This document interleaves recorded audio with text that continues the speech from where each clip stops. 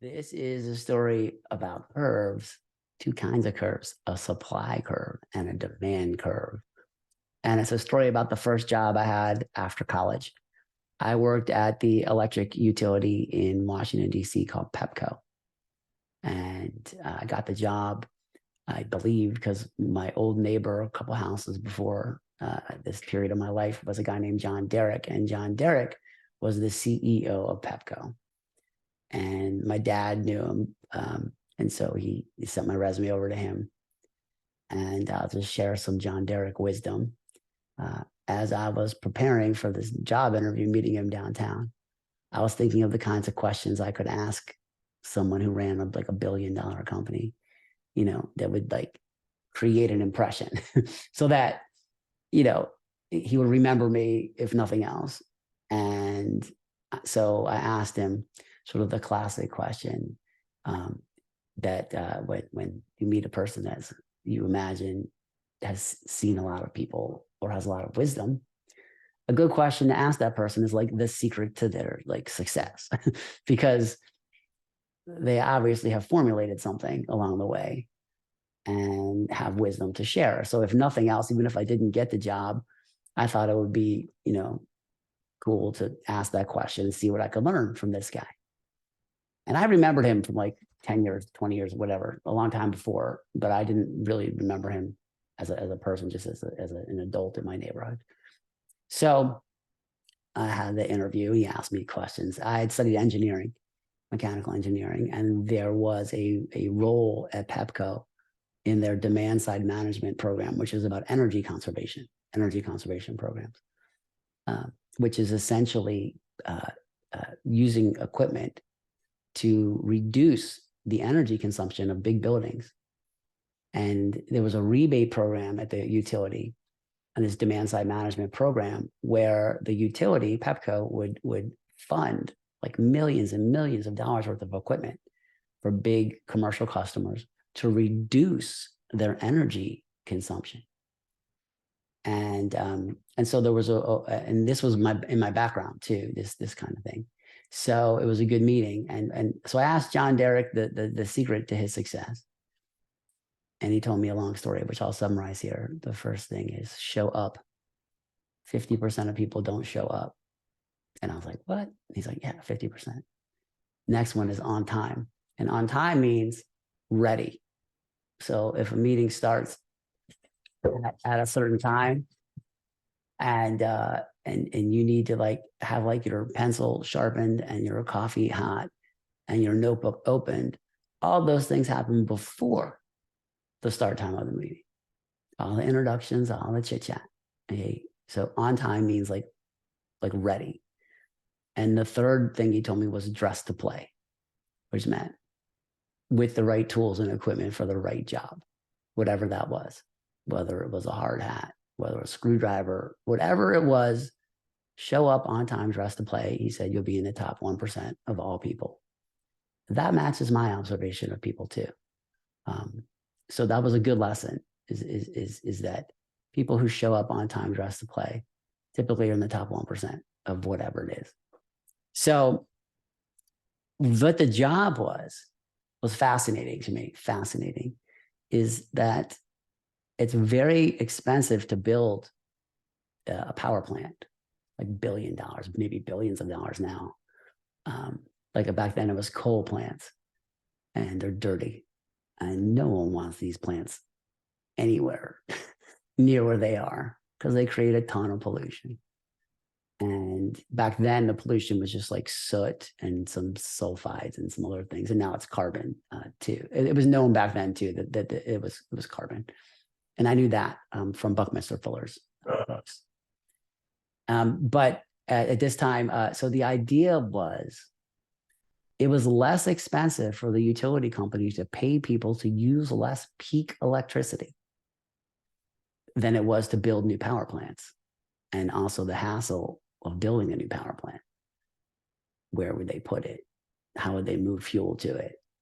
How would they deal with regulations? How many hundreds of thousands of people do they need to operate this plant? They don't want any of that. They just want a like smooth base load of power. This is the idea. So in the course of a day, electricity goes up and then it comes down as people turn stuff on, and as things like, air conditionings and, different things come on during the day when it gets hotter and stuff. And they have to build this system, this whole perfectly balanced system, so they always have enough energy to satisfy the demand. And if they don't have enough electricity, you have a brownout or a blackout. And if you have too much electricity, things blow up. Okay, like transformers and stuff. So it has to be like perfectly balanced, and it's hard. It's hard to build these grids and these systems this way. So it was more advantageous to pay people money to reduce the energy consumption than it was to build these new power plants.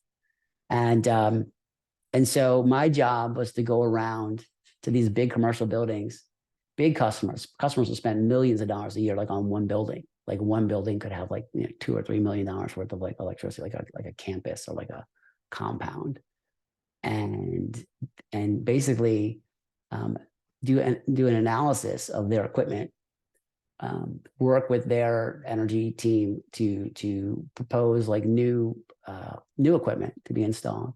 And then I was the person who interfaced with the power company to approve their rebates for millions of dollars, about like to basically prove that they put the stuff in that they said they were going to put in, and that it actually had the effect that we imagined it would have.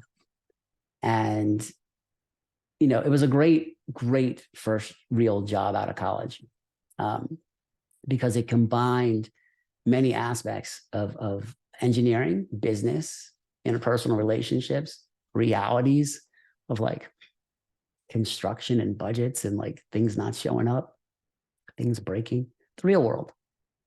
I really like this job. But what it really taught me about energy, which was related to my models of marbles and ramps and vibrations and colors and light, is about energy transfer at a macro level, at a big level, big equipment, lots of people, millions of people, and how that the energy that was being created, in this case, mostly coal, was in the sun, 100 million years ago. And that energy came to Earth, and now it's coal, and you can burn it and release that sunlight, the energy in the sunlight. And I thought that was like a fascinating process to be part of this process of energy transfer. And I knew that when I eat food, that the energy powering my body and mind was in the sun recently. If it was fresh food, like honey, it could have been yesterday that the energy left the sun. Like if it was like super fresh, like perfectly timed. But if it's a food that's been around for a while, could be weeks. I thought that was fascinating too. That we're powered by sunlight, and the power plants are powered by sunlight. And even if it's wind power, energy from the sun makes the wind go. If it's solar power, it comes from the sun. So anyway, we're part of this system. And I thought, it was cool to imagine these curves. I would see all these graphs of like before it go up and down, and then after it kind of go like smoother. And that savings, that incremental savings, shaving the peak of these curves was worth millions and millions of dollars. And I could see it in real life. But before, work would be done to optimize, and then I could see the after. And it always matched the projections, because the projections are based on energy, and that's mathematical. So for example, if I knew that there was,